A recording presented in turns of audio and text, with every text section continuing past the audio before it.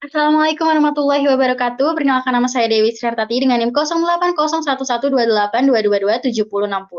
Di sini saya akan menjabarkan hasil proyek pemodelan matematika berupa review jurnal yang berjudul Prediction of Indonesian Inflation Rate Using Regression Model Based on Genetic Algorithm dengan penerbit yaitu Join Jurnal Online Informatika dan penulis Faisal Darmadinata, Sabrina, Stritnoviana, Muhammad Tahir, Nirwana Hendrastuti, dan Wahyono.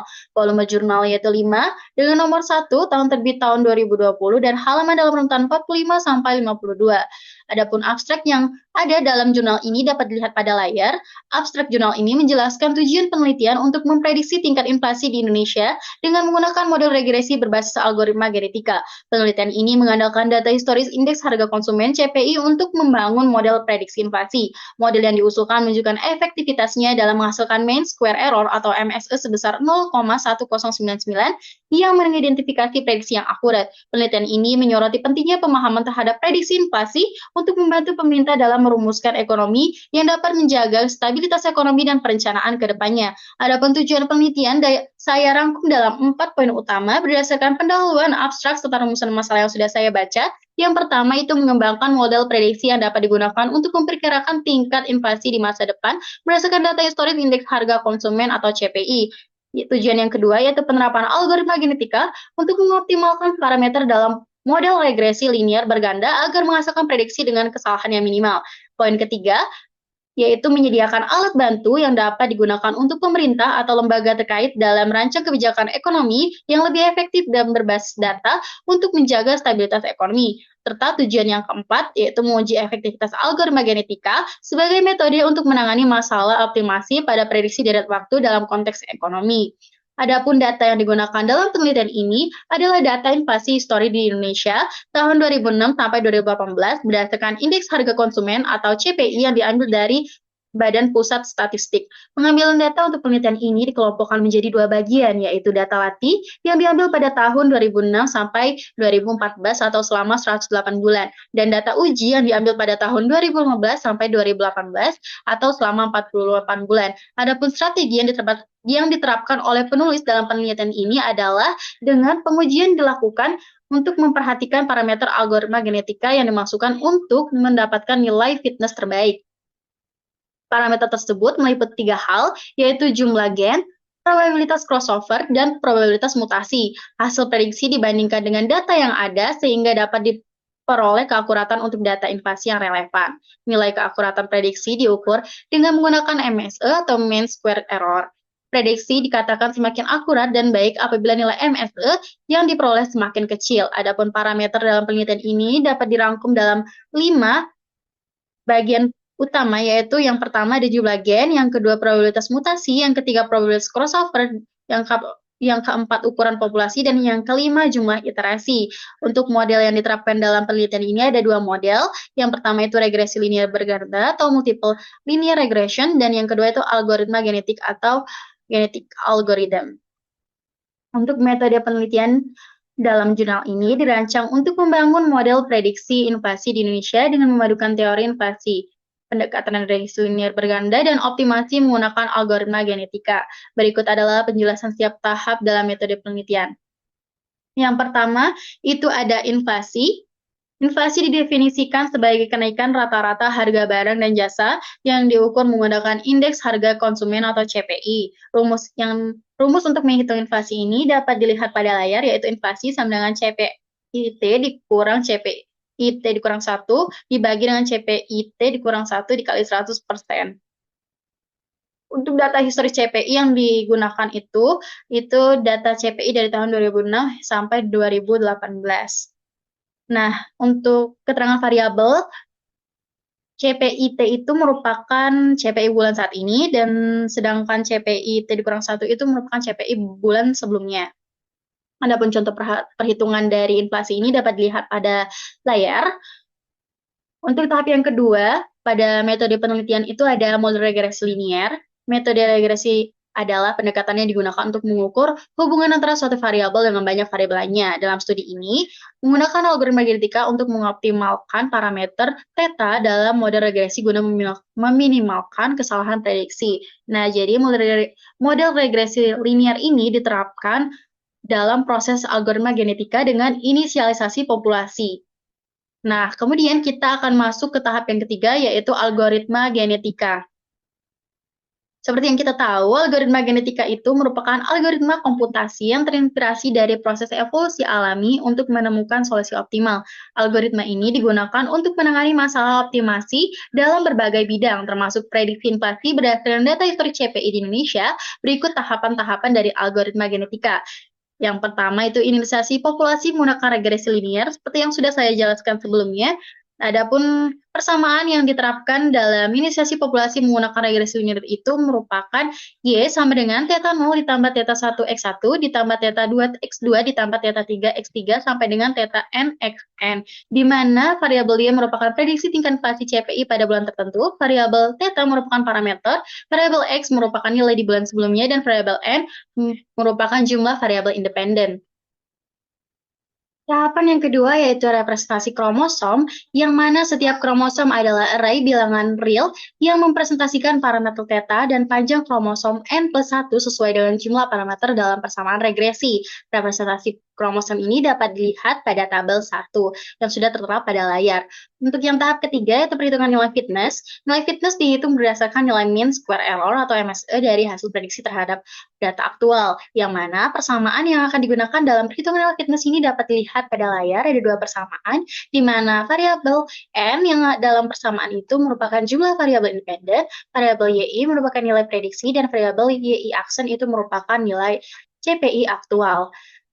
Tahap yang keempat adalah seleksi orang tua. Dalam seleksi orang tua digunakan metode Rowlett-Wells selection untuk memilih kromosom dengan probabilitas proporsional terhadap nilai fitness. Untuk tahap yang kelima yaitu crossover.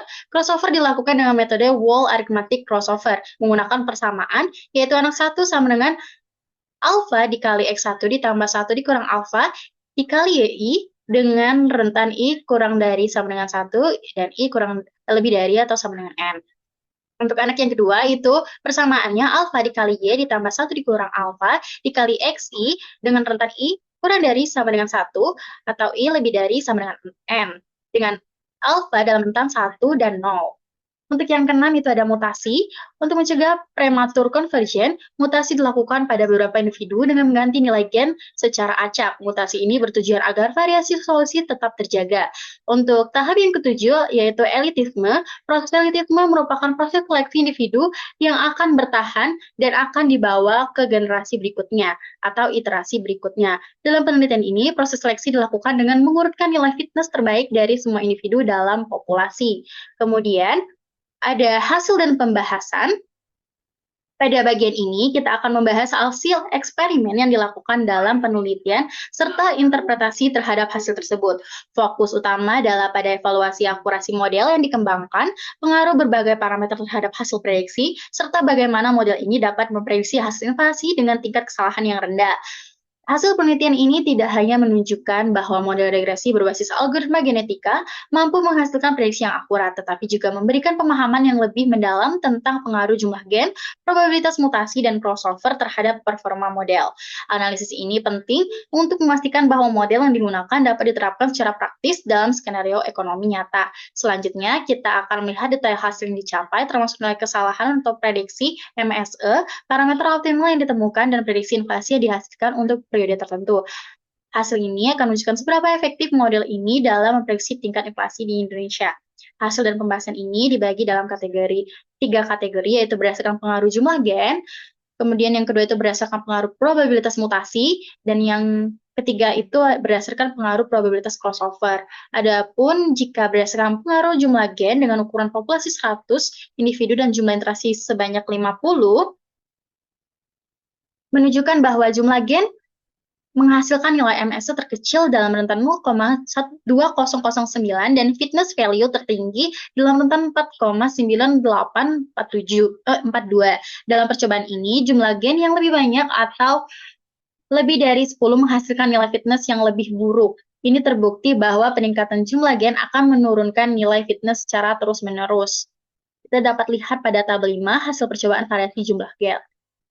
Nah, untuk yang kedua, berdasarkan pengaruh probabilitas mutasi, percobaan kedua ini dilakukan dengan beberapa kombinasi parameter input pada mutasi, yaitu 0,1 sampai 0,9 dan 0,01 sampai 0,09 sebanyak 10 kali pengujian.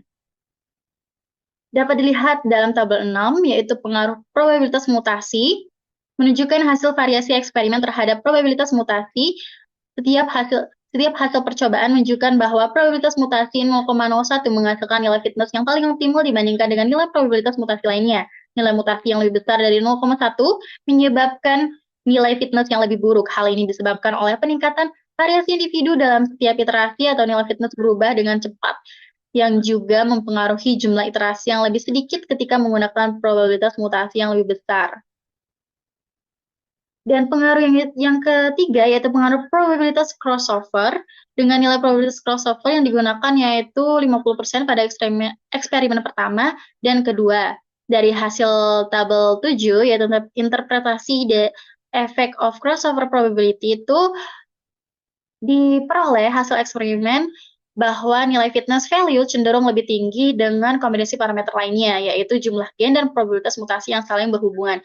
Hal ini menunjukkan bahwa probabilitas crossover mempengaruhi variasi hasil dari individu, dan tabel ini menunjukkan pengaruh variasi probabilitas crossover terhadap hasil model. Dalam eksperimen, dengan jumlah iterasi yang banyak, penggunaan probabilitas crossover yang sesuai dapat mengurangi jumlah iterasi yang dibutuhkan, meskipun perubahannya relatif kecil.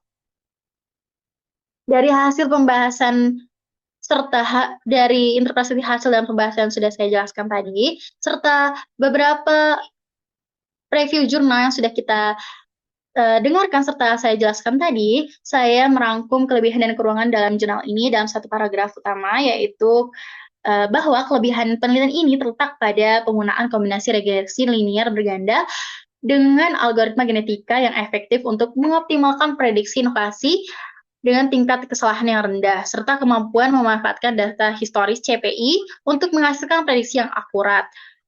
Penelitian ini juga menguji berbagai parameter seperti jumlah gen, probabilitas mutasi, dan crossover, memberikan wawasan mendalam tentang pengaruh setiap parameter terhadap model.